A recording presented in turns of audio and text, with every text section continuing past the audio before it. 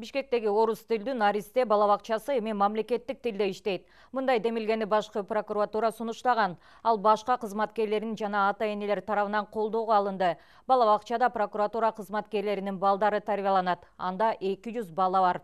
Максат келечек муунга улуттук баалуулуктарды жаштайынан таанытып, кыргыз тилинде билим, тарбия берүү. Иш-чара салтанаттуу түрдө 23 сентябрь кыргыз тили күнүн утурлай белгиленди.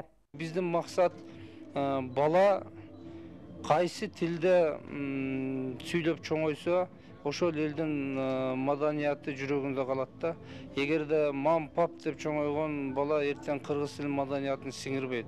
Ошондон биз прокуратурабы, башка кесиптин ээсиби, мамлекет кызматкерлери биринчи өздүн мамлекет тилде ойлошубуз керек. Эгерде өсүгөбүз, өнөбүз, башка мамлекеттер менен тең ата болуп, алардан өтөбүз десек, биз тилге басым жасашыбыз керек. 200 бала тарбияланат.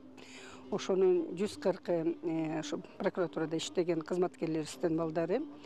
Анан калган балдар ошо сотрудниктерибизде, ушул жерде жашаган участоктогу балдарыбыз болуп эсептелет.